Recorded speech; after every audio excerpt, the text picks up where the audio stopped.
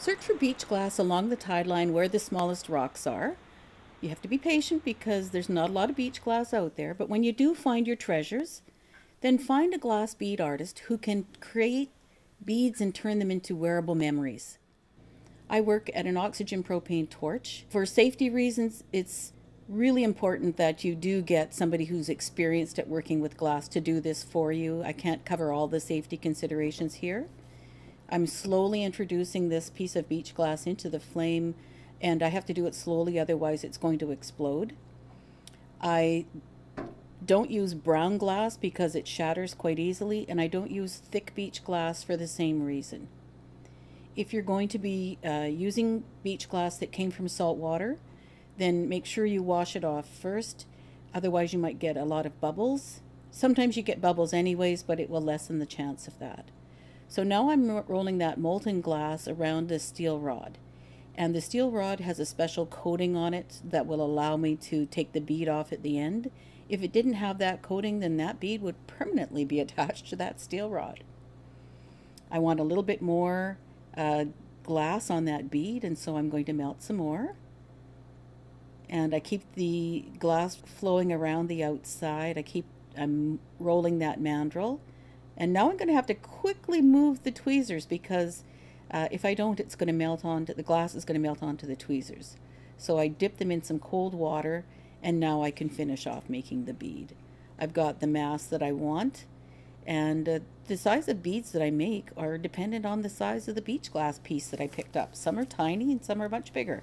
I constantly roll the steel rod. It's horizontal, and then I'm going to put it in a kiln where it's going to take about 8 hours to go through the cycle and cool down so that it doesn't crack. And once that's gone through the kiln, it's going to last for generations. This piece of glass is much smaller, so I had to quickly roll the glass, the molten glass, around the steel rod once so that I could take the tweezers off quickly. Otherwise, of course, they would have been melted onto it. Now I have to just hold the glass in the flame and melt it, and then continue to roll the steel rod as that glass melts. Sometimes it takes quite a long time because we don't know what temperature that glass is. And we can't mix two pieces of glass together because we don't know the temperatures that they melt and cool at. And if they're two different temperatures, they're going to crack. Once the beads come out of the kiln and are cool, then I'm going to take them off the steel rods and clean that coating out. I have to do that underwater, and I use a cordless Dremel. We don't want that coating to be inside the bead. It gets powdery when it's dry, and we don't want that on the jewelry. You can string your jewelry onto elastic or a coated steel wire. I like to line my beads up in a certain design.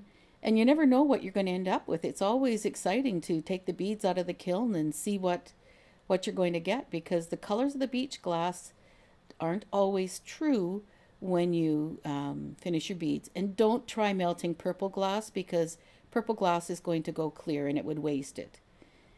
That purple glass is very old glass, so you want to keep that.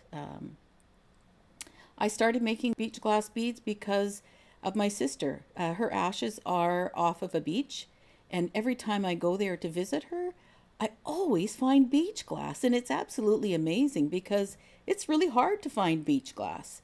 It could take you years to collect enough to make something, at least in the beaches where we live. So I encourage you that if you have some special beach glass that reminds you of a time or a place or a special person, find a glass bead artist who will help you create something that's really special for you.